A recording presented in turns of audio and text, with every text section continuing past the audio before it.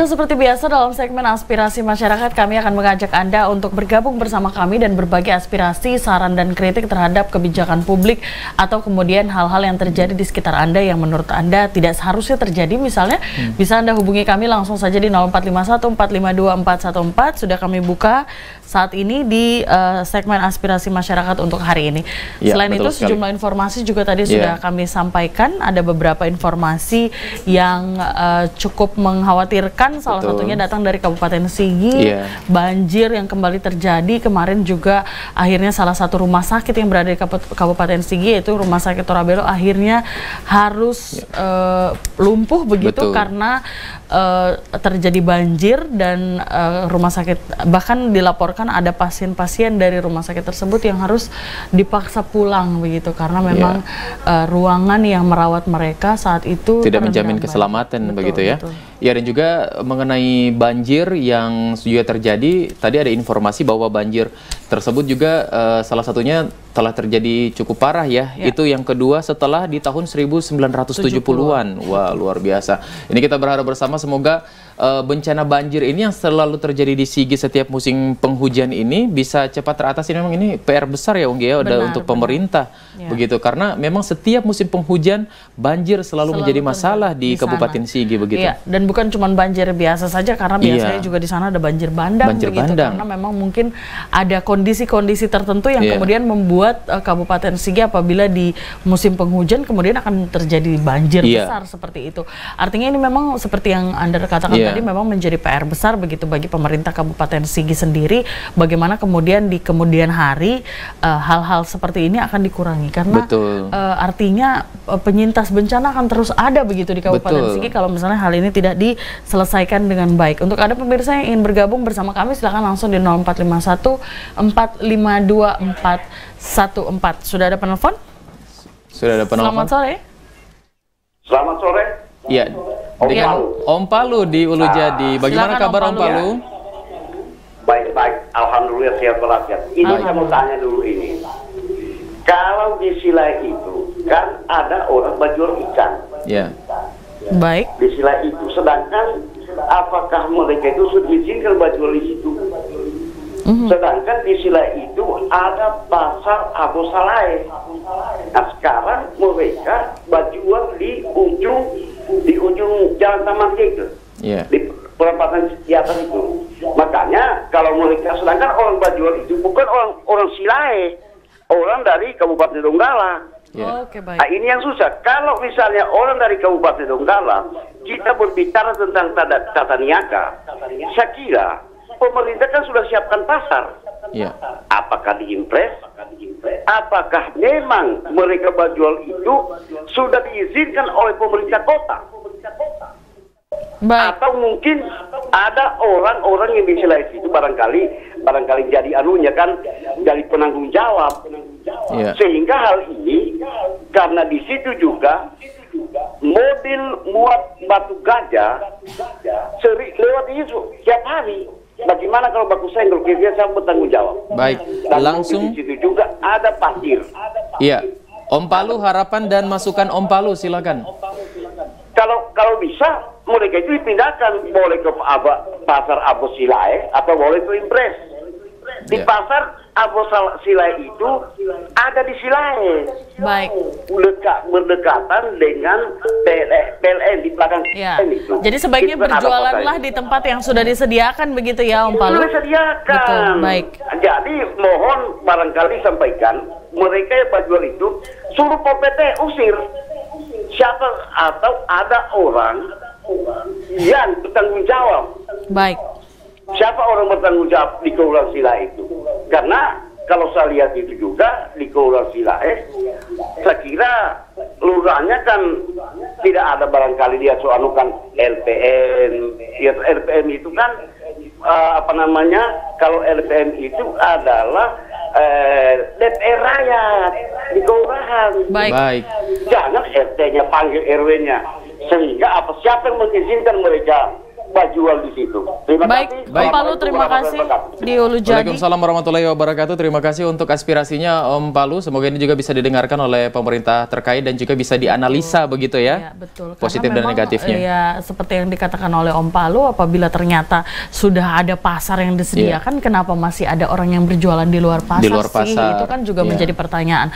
Bahkan di Kota Palu itu juga menjadi hal-hal yang seringkali masih menjadi permasalahan begitu ya. Bahkan di pasar Inprex misalnya, ada yang harusnya berjualan di dalam tapi malah berjualan di bahu jalan. Iya, dan akhirnya itu juga akan menimbulkan kesulitan bagi ketertiban ataupun kebersihan pengguna jalan juga. Akhirnya nanti ada masalah lagi ketika Pol PP harus menggusur atau juga mengangkat barang-barang tersebut. Ada masalah baru jadinya ya. Jadi memang seharusnya ini menjadi perhatian, apalagi kalau misalnya seperti yang dikatakan oleh Pak Om Palu tadi, itu bukan orang Talise tapi orang dari Kabupaten Donggala. Baik. Begitu. Ya, kita akan berlanjut lagi untuk penelpon berikutnya. Silakan untuk Anda yang bergabung bersama kami, masih ada kesempatan Anda atau waktu di 0451 452 414 dalam segmen aspirasi masyarakat. Ya, betul sekali. Dan pemirsa, kami juga ingin mengingatkan begitu kepada pemirsa TVRI Sulawesi Tengah bahwa kemarin menurut wawancara kami dengan BMKG bahwa memang curah hujan yang cukup tinggi ini masih akan terus terjadi hingga beberapa minggu ke depan. Untuk itu memang warga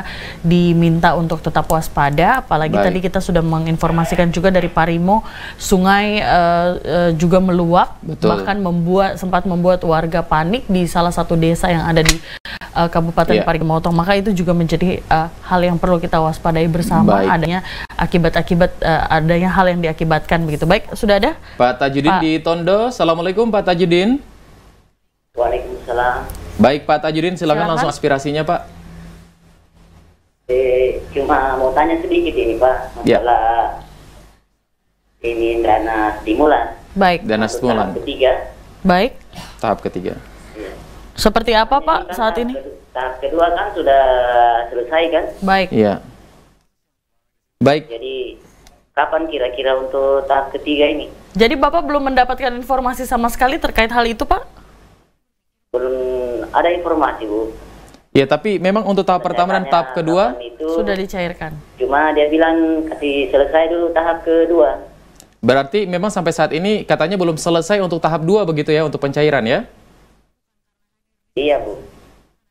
Baik, jadi memang menurut informasi yang kami dapatkan Pak, terakhir kali untuk tahap kedua memang ada penyerahan yang sudah dilakukan, tapi masih ada saja warga yang kemudian mengatakan belum mendapatkan begitu. Tapi nanti akan kami cek kembali Bapak Tajudin di Tondo. Anda bisa menyaksikan terus Sulawesi Tengah hari ini untuk mendapatkan informasi terupdate terkait dengan dana stimulan. Terima kasih Bapak Tajudin. Oh iya, terima kasih banyak Bu, terima kasih banyak. Baik, ini kalau membahas tentang dana stimulan, Unggi, kalau bilang dan tahap ketiga, mungkin ada juga yang belum mendapatkan barangkali di tahap kedua barangkali ya. Betul, jadi ini juga menjadi hal yang menjadi hal yang sangat membuat kita miris begitu, karena sudah tahun kedua, betul, ini tahun kedua, ya? Tapi kemudian masih ada saja warga yang seperti yang kita ketahui masih tinggal di Huntaranya rusak, ada yang sakit, begitu, ada yang air bersih di Huntara tidak bisa didapatkan lagi. Walaupun juga Hunta pun sudah diresmikan ya untuk daerah wilayah Kota Palu, belum semuanya begitu yang memang bisa menempati Huntara tersebut. Hingga saat ini itu masih menjadi polemik dibanding dan salah satunya juga adalah dana stimulan ini. Menurut informasi yang kami dapatkan dari beberapa penelpon yang seringkali masuk begitu di acara kami di segmen aspirasi masyarakat ini, bahwa masih ada di tahap kedua yang belum mendapatkan. Informasi sampai dengan saat ini, apa ada kendala mengenai kalau di daerah lain seperti daerah Donggala kemarin memang ada beberapa informasi bahwa dari tim verifikasi yang memang agak kesulitan untuk bisa memvalidasi akhirnya berpengaruh terhadap pencairan ketika verifikasi belum selesai. Untuk pencairan pun juga tidak bisa dilakukan begitu. Ya, karena memang verifikasi dan validasi data ini adalah salah satu hal yang penting untuk mereka lakukan begitu. Tapi kemudian pertanyaannya adalah kenapa harus selama ini? Betul. Ini juga menjadi pertanyaan dari semuanya, bahkan bukan cuma kita saja begitu, kita yang tidak mendapatkan, tidak menerima, tidak juga mengharapkan, tapi kemudian ada banyak sekali warga kita di luar sana, saudara-saudara kita yang hingga saat ini membutuhkan dana stimulan tersebut, tapi juga belum mendapatkan sama sekali begitu. Iya, sampai dengan saat ini juga memang belum ada informasi terkait dari pemerintah mengenai keterlambatan untuk mereka mungkin yang belum mendapatkan dana stimulan. Ini juga mungkin akan menjadi bukan akan ya, tapi menjadi PR besar bagi pemerintah. Kita juga tidak tahu permasalahan di intern pemerintah sedang, ya mungkin pemerintah juga sedang mengusahakan sesuatu, tapi mungkin memang terkendala sesuatu. Semoga ini bisa cepat selesai ya. Betul. Dan juga bisa cepat cair gitu. Benar, karena itu juga yang menjadi kemudian pertanyaan dari warga. Kalau misalnya memang ada hal yang mungkin bermasalah begitu, seharusnya ada transparansi informasi begitu yang bisa diberikan kepada warga. Jadi memang warga baik itu penerima maupun sekumpulan orang, komunitas ataupun lembaga yang kemudian mempertanyakan hal ini, itu bisa mendapatkan informasi itu dengan baik dan cepat begitu. Jadi sesuai. Nah, mungkin memang saat ini transparansi informasi itu belum bisa didapatkan. Artinya akhirnya banyak warga yang kebingungan begitu. Ini saya harus kemana? Ini seperti apa gitu. Apakah Unggi perlukah dana stimulan perlu juru bicara juga seperti COVID setiap hari sudah dikabarkan barangkali? Iya, makanya itu juga bisa menjadi salah satu ini ya. Baik, sudah ada Bapak Doni bergabung dengan kami. Tondo. Bapak Doni, selamat sore. Waalaikumsalam. Baik, Pak Doni silakan untuk aspirasinya Pak Doni. Ya, selamat sore Mbak Longgi. Ya, selamat sore Mas Pak Doni. Masnya yang Iskandar. Iya, pada sore hari ini. Ya, saya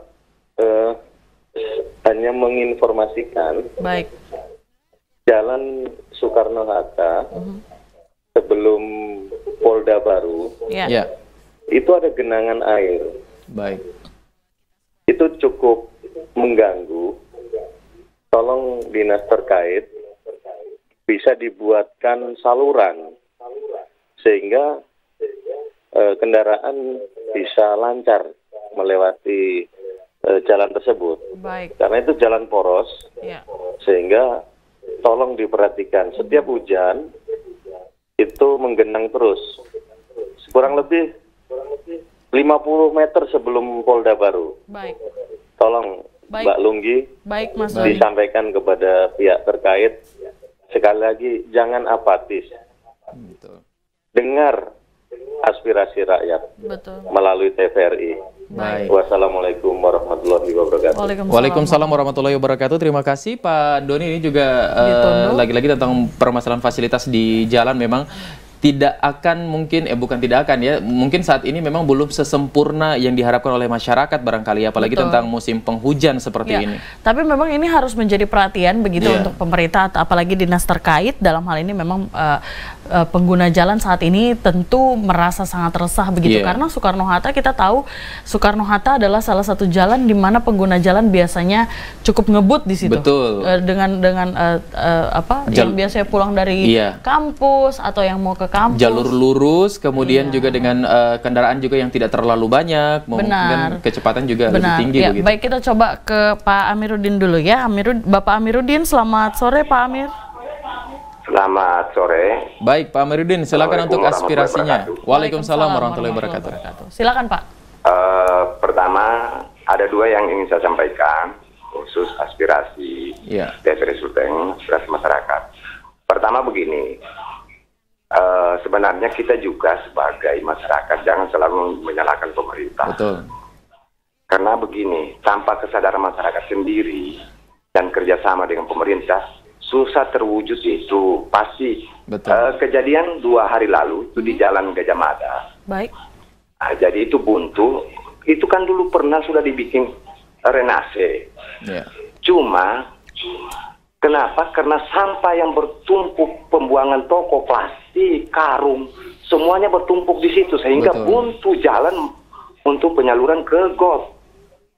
Jadi begini, kalau maksud saya kita juga sebagai